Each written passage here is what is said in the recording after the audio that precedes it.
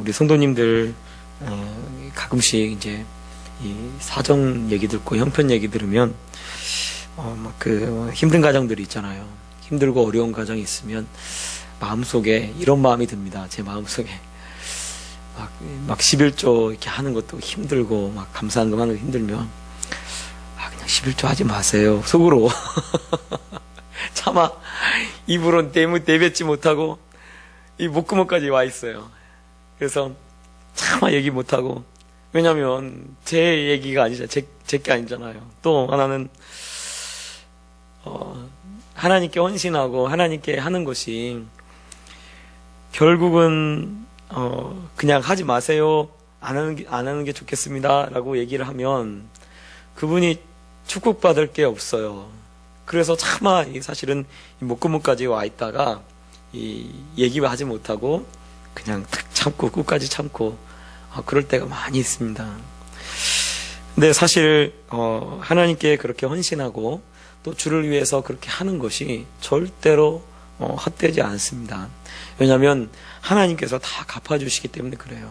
비록 그 순간에는 힘들고 그 순간에는 어렵고 그 순간에는 정말 그렇게 하는 것이 너무나 사실은 무리하는 것처럼 보이지만 그것이 절대로 무리가 아니라 하나님께서 정말 그 사람을 축복하기 위해서 때로는 그런 것을 원할 때가 있습니다. 하나님께서 그 엘리야를 이 사르밧으로 보내시죠. 사르밧으로 보내서 그 하필이면 어디로 보내냐면 그 사르밧에 있는 과부의 집으로 이 엘리야를 보내죠. 아니 뭐 부잣집에 보냈으면 얼마나 편하겠습니까? 그런데 하필이면 사르밧에 있는 그 과부의 집에 보내가지고 그 과부 보고 이제 과부가 나무를 줍고 있는데, 왜냐하면 나무를 주어서 이제 그걸로 남아있는 밀가루하고 기름하고 해가지고 그거 먹고 이제 먹을 것이 없으니까 아들과 같이 죽으려고 하고 있는 그런 상황에 이 선지자가 가가지고 선지자가 이야기를 하죠. 먼저 내게 줘라. 아니 벼룩에 간을 떼먹지 하나님이 왜 그렇게 그거를 그렇게 원하는가라는 생각이 드는 거예요. 그런데 실제로 그렇게 하니까 그 말대로 순종해서 그렇게 하니까 어떻게 됩니까? 다 이 3년 6개월 동안에 비가 내리지 않았는데 그 비가 내리지 않는 그 기간 동안에 그 통에 밀가루가 떨어지지 않고 그 다음에 그 병에 기름이 떨어지지 않도록 하나님이 그렇게 축복하십니다. 축복이 거기서 끝나는 게 아니에요. 아들이 죽을 병에 걸렸었는데 그 아들이 죽을 병에 걸렸다가 살아난 일이 있습니다. 한 번의 사실은 헌신이죠. 한 번의 헌신이 어쩌면 하나님의 눈에 기억되고 하나님의 마음속에 기억이 돼서 그리고 그 사람을 축복하는 그 축복의 도구가 됩니다. 그래서요, 오늘 내가 정말 힘들고 어려운데도 불구하고 정말 하나님 말씀을 지키고 하나님 말씀대로 헌신하고 하나님 말씀대로 힘들고 어려운데도 11조도 드리고 하나님 말씀대로 예물을 드리고 이렇게 하는 것이 그 사람에게는 정말 큰 축복이 되고 그리고 큰 하나님의 기적의 그런 싹이 된다는 것을 알기 때문에 이 목구멍까지 차올랐다가도 얘기하지 못해요. 그래서 마음 같아서는 정말 이 목사 그냥 개인적인 마음이죠. 개인적인 마음 같아서는 그냥 그거라도 생활비에 보태 쓰세요 이렇게 말하고 싶어요. 11조라도 생활비에 보태 쓰세요. 그런데 그렇게 하면은 결코 형편이 나아지지 않습니다. 정말 힘들고 어렵더라도 11조 하셔야 돼요. 정말 힘들고 어렵더라도 하나님께 드릴 건 드려야 돼요. 그리고 정말 힘들고 어렵더라도 하나님께 헌신하실 것은 헌신해야 합니다. 그래야 정말 그 하나님께 이 축복을 받게 되어지는 거죠. 여러분, 우리의 모든 순간순간이 다 하나님의 섭리 속 안에 들어있다는 것을 우리가 알아야 합니다. 모든 것이 사실은 하나님의 뜻 안에, 하나님의 손길 안에 다 들어있는 거죠. 설령 안 좋은 일이 내 가정 속에 일어났다 할지라도 그것조차도 하나님께서 우리를 섭리하시기 때문에 그렇게 일어나는 거예요. 잠언에는 범사에 하나님을 인정하라. 그리하면 너의 길을 지도하시리라 라고 말씀합니다. 범사에 그를 인정하는 것이 무엇이겠습니까? 내가 하고 있는 모든 일들이 다 하나님의 손 안에 있는 거예요. 하나님의 뜻 안에 있는 거, 하나님의 손길 안에 있다라는 것을 인정하는 것. 즉 내가 가고 자고 눕고 어디에서 무엇을 하든지 다 하나님의 손 안에 들어와 있는 것입니다. 그것을 인정하면 하나님께서 우리의 앞길을 인도해 가신다라고 잠언에 이야기를 하고 있습니다. 왜 우리에게 그런 힘든 일이 일어나고 어려운 일이 일어날까요? 때로는 그 힘들고 어려운 일을 통해서 하나님께서 우리에게 가르쳐주고 싶은 일도 있고요. 때로는 그 힘들고 고통스러운 그 일이 우리의 삶 속에 하나님이 기적으로 일으키기 위해서 하시는 일이 되어질 수도 있다는 것입니다. 그래서 고통은요, 때로는요, 더 나은 결과를 가져오기도 합니다. 고통 없이 어려움 없이 이룰 수 있는 것은 사실은 이 세상에 아무것도 없습니다. 저절로 쉽게 무엇인가 들어온다? 그러지 않아요. 땀을 흘리고 노력하고 정말 이 세상에 정말 그 힘든 것을 통과해야만이 정말 그 고통을 통해서 이룰 수 있는 좋은 결과들을 얻게 돼요. 그러니까 사실은 힘들고 어려워도 어떻게 하냐면 더 헌신해야 돼요. 그래야 하나님 앞에 복을 받고 그래야 모든 상황이 바뀌는 거예요. 그런데 보면 제가 우리 성도님들을 보면 상황이 왜 안 바뀌나요? 상황이 왜 안 바뀔까? 왜 그 가정은 상황이 전혀 안 바뀌고 그 상태, 그 상황 그대로 똑같이 가나? 그 생각을 하고 보면요. 하는 게 똑같아요. 정말 하나님 말씀대로 조금 더 나아가서 조금 달라지고 조금 더 헌신하고 조금 더 주 앞에 가까이 나가고 그렇게 해야 하는데 그러지 않고 그냥 하던 대로 똑같이 해요. 하던 대로 똑같이. 그러니까 잘못된 것조차도 계속해서 잘못하는 거죠. 예를 들어 그 가정 형편이 나아지지 않아요. 왜 그래도 다른 데는 다 좋아지는데 왜 저기는 안 좋아지지? 아니 안 좋아지는 게 아니라 그대로예요. 그래서 속으로 기도하면서 왜 저 가정은 왜 안 될까? 왜 안 될까? 그러면 꼭 안 해요. 어느 순간까지 어디까지 경계를 그어놓고 그 경계를 넘어가지는 않더라고요. 그러니까 거기 그 이상으로 하나님이 어떻게 하실 수가 없는 거예요. 축복을 하실 수가 없는 거예요. 성경을 보면요, 축복이라는 것이 다 이 대가가 있습니다. 대가를 치러야 그 대가를 치른 거에 대한 축복을 하셔요. 성경 어디에도 대가 없이 축복한 것은 하나도 나오지 않습니다. 그런데 우리가 어떻게 생각하냐면 하나님께 오면 그냥 하나님께 축복받는다. 물론 영원히 축복받죠. 구원받고. 그런데 이 세상에서 여러 가지 하나님으로부터 받을 그 축복들은 사실은 다 대가를 치릅니다. 희생을 치르고 대가를 치러야 그걸 얻을 수 있어요. 이게 당연한 겁니다.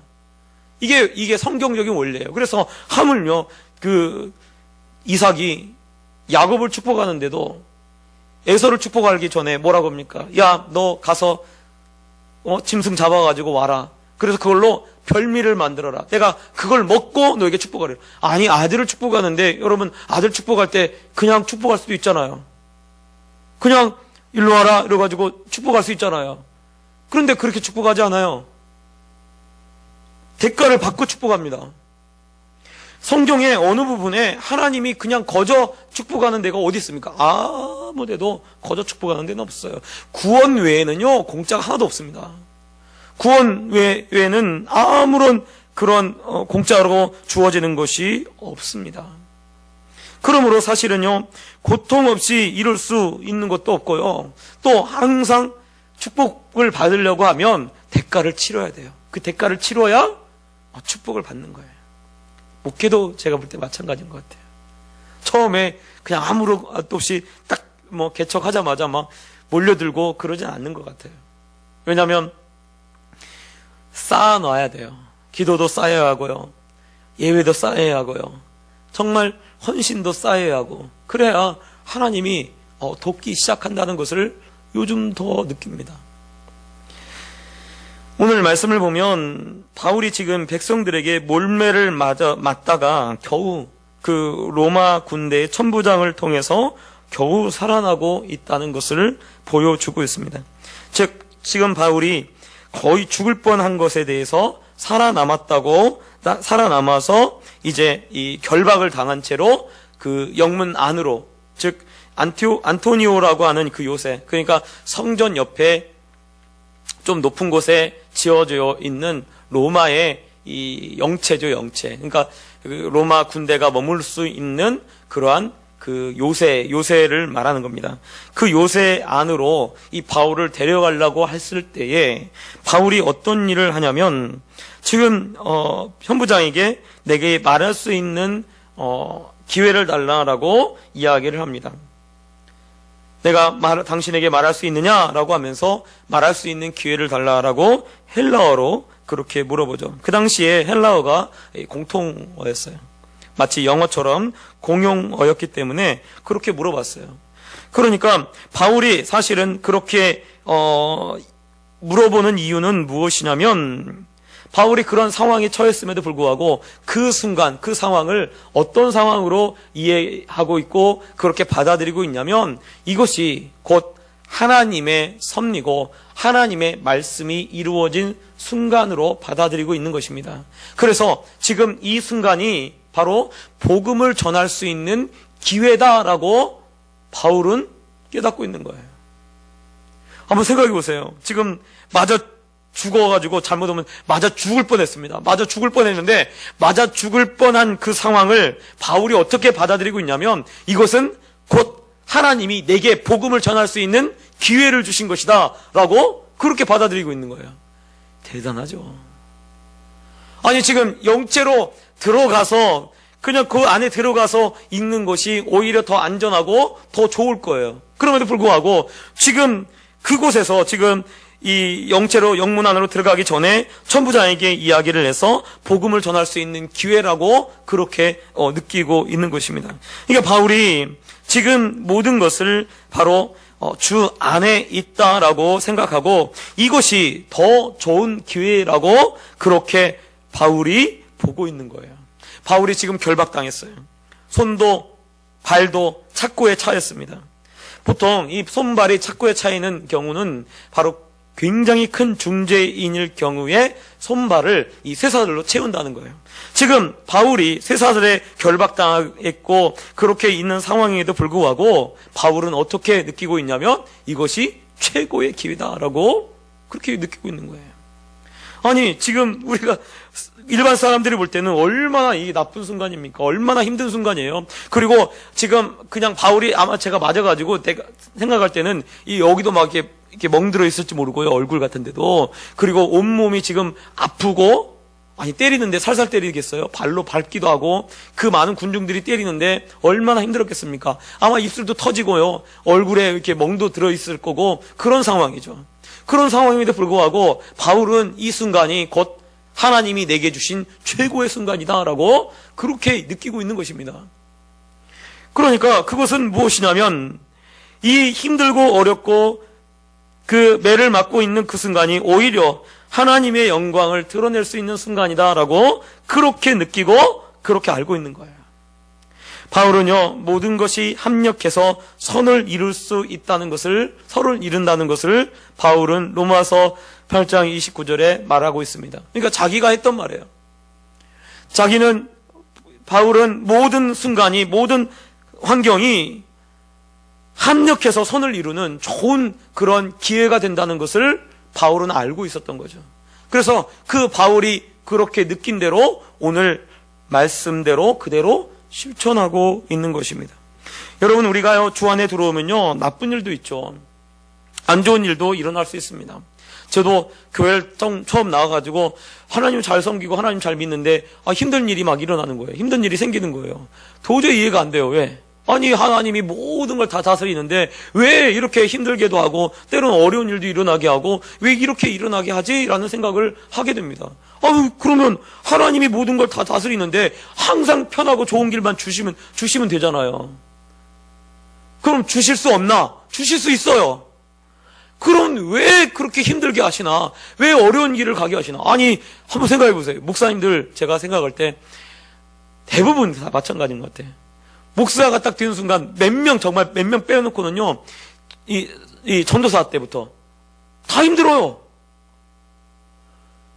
아니, 하나님 믿고 하나님 더 잘 믿겠다고, 주를 위해 죽겠다고, 전도사 되고, 주를 위해 죽겠다고 신학교 가고, 그런데 왜 어렵습니까? 이해가 안 돼요. 그런데요, 편한 사람이 별로 없더라고요. 정말 몇 명 소수 빼놓고는 나머지는 다 힘들고 어려워요. 왜 그렇게 하겠습니까? 그 일이, 힘들고 어려운 그 일이 결코 그 전도사님에게 또 그 목사님에게 안 좋은 일이 아니에요. 우리는 힘들고 어려운 일을 안 좋은 일로 생각합니다. 그런데요, 주님 안에서는요, 그게 다 좋은 일이 되어지는 줄 여러분 아시기 바랍니다. 바울이 지금 결박당한 일이 뭐가 좋은 일이겠습니까? 바울이 지금 매를 만든 일이 뭐가 좋은 일이겠습니까? 거기엔 아무런 그러한 좋은 일이 되어지지 않습니다. 그것이 얼마나 힘든 일이고 얼마나 나쁜 일처럼 보입니까? 그런데 오늘 성경은 그 일이 오히려 복음을 전할 수 있는 기회가 되고 있다라고 이야기를 하고 있는 것입니다. 요셉이 노예로 팔려가는 그 모습을 보면서 어떤 사람들은 아마 그 당시에 있는 그 형제들도 요셉과 같이 요셉을 파는 형제들이 야, 네 꿈이 어떻게 되나 보자. 그 꿈이 어떻게 되나 보자. 라고 하면서 조롱하고 비난했습니다. 노예를 팔면서 절대로 이제 노예로 팔려갔으니까 절대로 이 일이 좋은 일이 안 될 것이고 그 꿈대로 절대로 안 될 거다라고 그렇게 생각을 했어요. 그런데 사실은 진짜 그 꿈 꾸었기 때문에 그 꿈대로 어떻게 된 겁니까? 노예로 팔려간 거예요. 노예로 팔려간 것이 뭐가 좋은 일입니까? 하나도 좋은 일이 아니에요. 나쁜 일이죠. 우리가 볼 때는. 그런데 노예로 팔려간 그 일이 하나님의 구원의 역사의 시작입니다. 한 사람을 먼저 애굽으로 보낸 그 하나님의 구원의 손길이었다는 것을 우리가 말씀을 통해서 알 수가 있습니다. 그냥 구원의 손길 뿐만 아니라 그것은 하나님의 놀라운 역사의 한 획을 긋는 그런 놀라운 일이 되어집니다. 왜? 애굽에서 내 아들을 불러내었다. 즉 예수님에 관한 말씀이 이루어지기 위해서 이스라엘 백성 전체를 비유로 그렇게 사용하고 계신 거였어요. 그렇게 하기 위해서 요셉을 먼저 보냈던 거죠. 요셉이 가서 어떤 일을 당합니까? 감옥에 또 가요. 감옥에 들어가는 것이 그것이 좋은 일입니까? 나쁜 일입니까? 정말 성경적으로 보면 하나님의 눈으로 보면 아마 요셉 입장에서는 굉장히 힘든 일이었어요. 그래서 그 안에서 할 수만 있으면 술을 가는 장한테 이곳에서 좀 나가게 해달라고, 나는 지금 이곳에 들어와 있을 그럴 죄를 짓지 않았다라고 그렇게 얘기하면서 얼마나 답답하면 그 술 관원장한테 그렇게 얘기했겠어요. 그런데 그곳을 하나님이 그곳으로 보냈고요. 그곳에서 몇 년을 지나도록 그렇게 합니다. 그게 별로 좋은 일이 아닌 것처럼 보입니다. 그런데요, 믿음의 눈으로 보면 감옥에 들어갔던 것이 좋은 일이 되어집니다.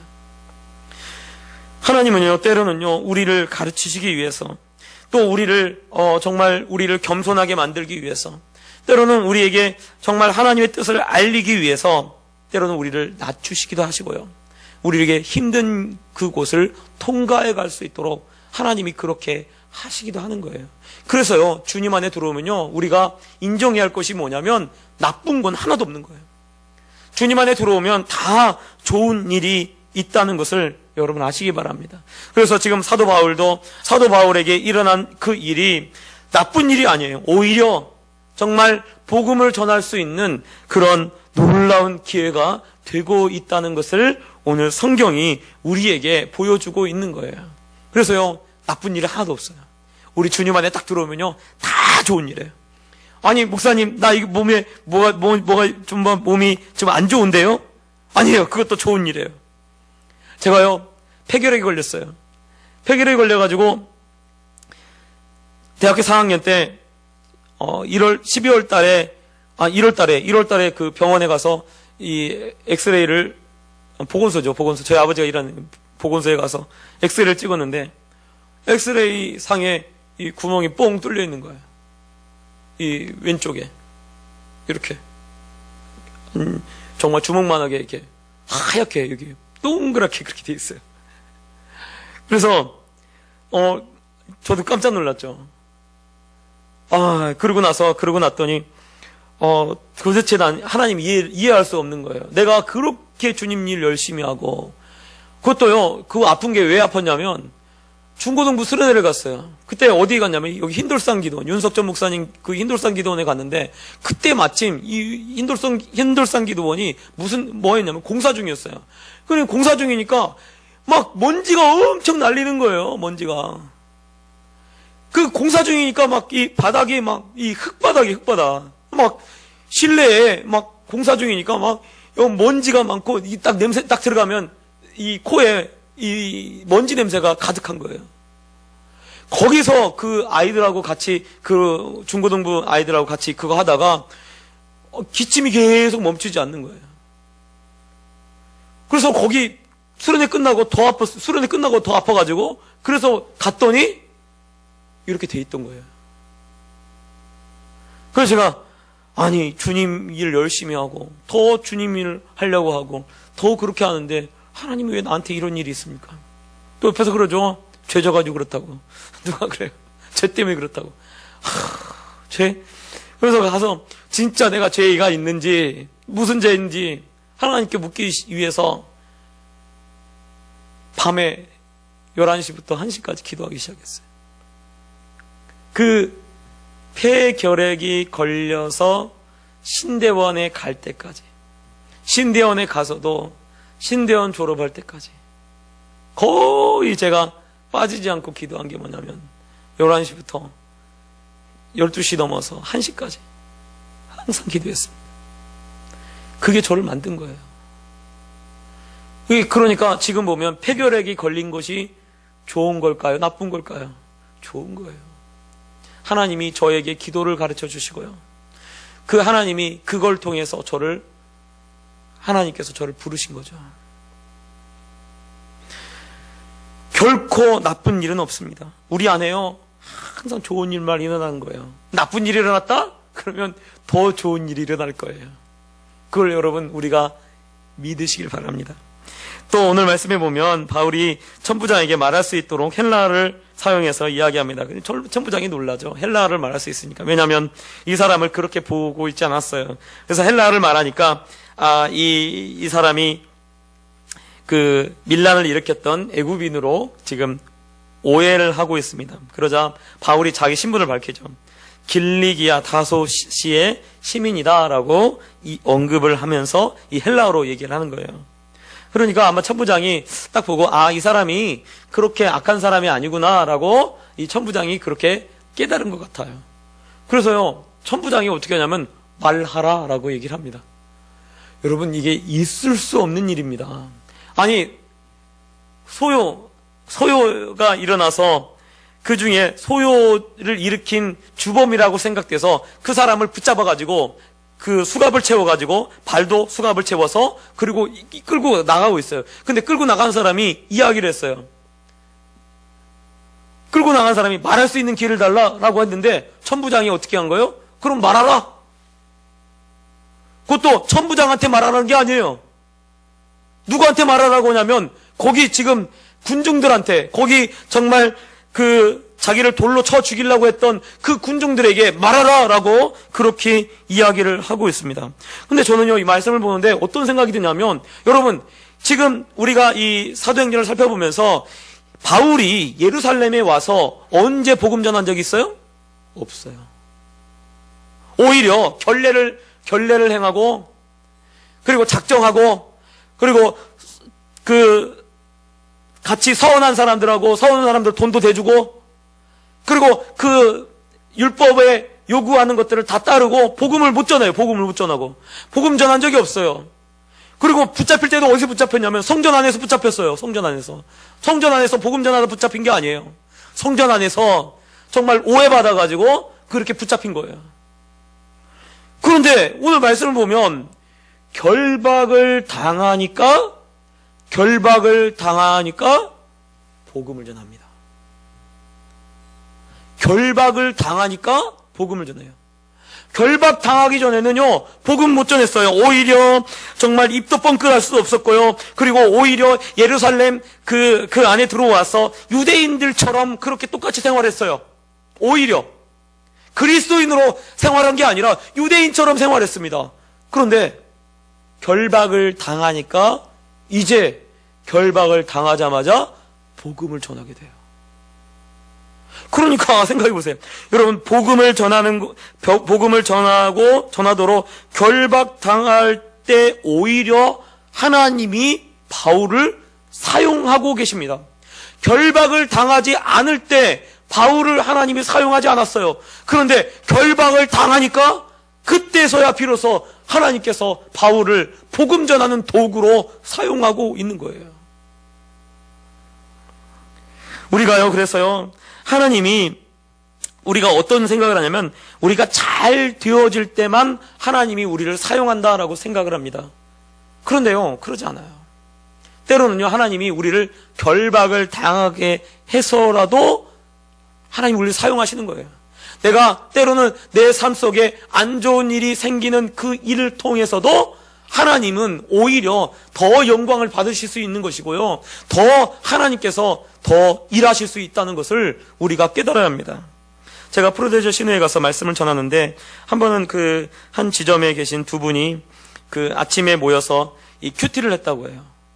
뭐 큐티를 하는데 이제 두 분이 뭐 다른 사람한테 뭐 얘기하지 않고 이제 두 사람이 그리스도인이니까 같이 큐티하고 말씀 아침에 일찍 가서, 그러니까 보통 예를 들어서 9시에 이렇게 그 업무가 시작되면 8시에 가가지고 8시에 둘이 모여가지고 이 프루덴셜이 아마 이렇게 이런 공간들이 많이 있더라고. 회의 공간 안에 들어와서 거기서 둘이 이제 같이 두 분이 이 말씀을 큐티를 했던 거예요. 큐티를 막 하니까. 근데 한 얼마쯤 지나서 어떤 한 사람이, 이 사람은 예수님을 안 믿는데 그거 혹시 뭐 하는 거냐고 그렇게 묻더래요. 아침에 일찍 와가지고 아니 우리 큐티 한다고. 그랬더니 이분이 그러더래요. 그러면 나는 교회는 안 다니지만 교회 안 다니는 사람은 큐티 하면 안 되냐고 그러더래요. 교회 안 다니는 사람이. 아니 뭐 해도 된다고. 그래가지고 와서 이제 세 사람이 큐티를 하기 시작한 거예요. 큐티를. 그럼 나중에 이제 같이 이야기할 때가 돼가지고 이제 이분이 이야기를 하더래요. 내가 왜 여기 큐티에 나오는지 아냐고. 모른다고. 그랬더니 그러더래요. 그 보험회사는 영업 실적이 다 칠판에 다 써 있대요. 그래서 이름하고 이제 이 높이하고 보험 실적하고, 그럼 이 그래프가 쫙 뒤에 있잖아요. 근데 보면 얼굴을 보면 이 그래프하고 얼굴 표정하고 똑같대요. 그래프가 높으면 얼굴 표정이 좋고요, 그래프가 낮으면 얼굴 표정이 어둡대요. 그런데 그래서 이제 어느 하루는 이 그래프하고 얼굴 표정하고 사람들을 살펴봤대요. 이분이 이제 이분은 그래도 이 실적이 좋은 분이었나 봐요. 이분은 예수 안 믿지만 실적이 좋은데, 근데 실적이 좋아도 이 보험회사 직원이라 항상 불안하대요. 항상 자기한테 불안한 마음이 있는데 딱 보니까 이렇게 보험이 실적이 좋고 거의 얼굴이 딱 비슷하대요. 실적이 낮으면 얼굴 딱 보면 표정이 별로 어둡대요. 그런데 이상하게 두 사람이 있더라는 거예요. 두 사람이 실적이 안 좋은데, 두 사람이 실적이 거의 바닥인데 저 정도 되면 얼굴에 근심이 가득하고 있어야 하는데 얼굴이 막 환하고 웃고 있더라는 거예요. 그래서 두 사람이 도대체 뭐 하나라고 살펴보니까 아침에 일찍 와서 방으로 쏙 들어가더래요. 그래서 그 방에서 뭐 하나 봤더니 뭔가 이게 뭐 성경 가지고 뭐 이렇게 막 하고 있더라는 거예요. 그래서 그게 궁금해가지고 도대체 실적이 저렇게 안 좋은데 얼굴이 왜 이렇게 밝은가, 그걸 좀 알기 위해서 자기가 여기 들어왔다라고 그렇게 얘기를 하더라는 거예요. 여러분, 우리가요 어떤 생각을 하냐면 우리가 일이 잘 되어지고 정말 뭔가 잘 되어질 때 하나님이 영광 받는다고 생각을 해요. 그런데요, 그러지 않아요. 그때만 영광 받는 게 아니에요. 일이 잘 되어져서 정말 내가 잘 풀려가고 그럴 때만 영광 받는 것이 아니라 오히려 때로는 정말 오늘 바울처럼 결박당하니까 오히려 결박당할 때 결박당할 때 하나님의 복음을 전할 수 있도록 하나님이 문을 여는 그런 일이 있는 거죠. 반면에 지금 오히려 결박당하지 않을 때는 오히려 아무 말도 할 수가 없었던 거예요. 그것도 그와 마찬가지로 우리에게도 마찬가지입니다. 때로는요, 우리가 잘 뒤울 때만 하나님이 사용하시는 것이 아니라 내가 힘들고 어려울 때, 내가 고통받고 있을 때, 내가 정말 힘든 것을 경험하고 있을 때, 그때를 통해서 오히려 다른 사람들이 또 정말 하나님이 우리를 사용하고 그리고 우리를 통해서 영광을 받으실 수 있다는 것을 여러분 아시기 바랍니다. 그래서 내가 사실은 힘들고 어렵고 고통받는다 할지라도 정말 그곳에 하나님의 뜻이 있는 거예요. 여러분, 우리가 먼저 이것을 기억해야 합니다. 이 예수님의 제자들은요, 다 예수님을 배신했던 사람들이에요. 예수님의 제자들은요, 다 예수님을 배신했던 사람입니다. 바울은 또 어떻습니까? 예수님을 핍박했던 사람입니다. 그런데 그런 사람들을 하나님이 고쳐가지고 어떻게 쓰십니까? 정말 귀중하고 위대한 사람으로 사용하십니다. 왜요? 그렇게 상처가 있고 그렇게 힘들고 그렇게 배신했던 그 사람들이 그 사람들을 통해서 오히려 하나님이 영광 받으시고 오히려 하나님이 기쁨을 얻게 되어지는 것입니다. 많은 사람들이 그 사람들이 그런 상처를 가졌기 때문에 그 사람들의 상처를 보고 위로를 받는 거예요. 여러분, 저는요, 폐결핵이 걸린 사람한테 복음을 전하면 그 사람이 더 복음을 잘 들을 수 있어요. 왠지 아세요? 제가 걸렸기 때문에. 정말 아픔을 가진 사람은요, 상처를 받았던 사람은 상처를 받은 사람을 이해할 수 있습니다. 그런데요, 상처를 받지 않았으면 상처받은 사람을 잘 이해하지 못해요. 우리 집사님 아들이 별로 좀 아프니까, 그 아픈 그 아들을 가졌으니까 또 정말 아픈 자식을 가진 사람들을 이해하는 거예요. 그거를 아마 제가 이해할 수 있는 것보다 더 많이 이해할 겁니다. 아픔을 가진 사람이 오히려 하나님 앞에 그 아픔을 가지고 사용된다는 것을 우리가 알아야 합니다. 그래서요, 상처 입은 치유자. 어떤 분이 책을 썼더라고요. 상처 입은 치유자라는 책을 썼어요. 그 제목이 얼마나 가슴에 와닿는지 몰라요. 상처를 받았기 때문에 그 상처를 치유받은 사람이 똑같은 상처를 가진 사람을 치유할 수 있는 거예요. 때로는 우리를 하나님이 결박을 시킬 때도 있죠. 그리고 정말 매를 맞게 되는 그런 어려움을 겪도록 할 수도 있습니다. 그런데 그걸 통해서 오히려 복음이 전파되고 복음이 드러나도록 그렇게 한다는 것을 여러분 아시기 바랍니다. 또 오늘 말씀해 보면 바울이 유대인들에게 손짓을 합니다. 그런데 너무나 놀라운 것은, 기적은 뭐냐면 유대인들이 잠잠해요. 아니, 방금 전까지 이 바울을 죽이려고 했던 그 사람들이 바울이 손짓을 하니까 이 사람들이 잠잠합니다. 그리고 복음을 들을 수 있도록 조용해져서 바울이 소리를 지어서 설교할 수 있도록 그렇게 조용해지는 거죠. 저는 이 말씀을 보면서 어떤 생각이 드냐면, 바울이 지금 누구에게 복음을 전하려고 하고 있습니까? 자신을 돌로 쳐서, 자기를 매를 맞게 해서 죽이려고 했던 그 사람들에게 복음을 전하려고 하고 있어요. 이것은 무엇을 말하면 바로 하나님께서 정말 자신을 배척하고 자신을 정말 사랑하지 않는 그 사람들에게도 조차 지금 바울을 통해서 복음을 전하고 있다는 것을 보여주고 있는 것입니다. 바로 이분이 우리 하나님이십니다. 그 자신을 배척하는 사람들조차 사랑하셔서 그들에게도 복음을 들려주고 그들도 예수님께로 돌아오기를 원하시는 그분이 바로 우리 하나님이라는 것을 이 말씀이 우리에게 보여주고 있습니다. 사랑하는 성도 여러분, 바로 우리가 이러한 하나님을 믿고 있는 것입니다. 그러므로 우리도 때를 얻든지 못 얻든지 항상 나를 배척하는 사람이 있다 할지라도 그 사람에게 핍박을 각오하고 복음을 전해야 될 줄 믿습니다. 그렇게 복음을 전할 때 하나님이 우리를 통해서 그 복음을 드러내시고, 그리고 정말 하나님께서 우리를 사용하시고 우리를 사랑하시는 것을 드러내실 줄 믿습니다. 고통과 어려움과 힘든 것이 오히려 하나님을 만나는 기적의 순간이 되고, 그리고 하나님께서 사용하시는 그러한 순간이 되어진다는 것을 아시고 정말 더 주님을 의지하고 주님 말씀대로 그렇게 살아가는 그런 우리 성도님들 되시기를 예수님 부탁드립니다. 기도하겠습니다. 사랑의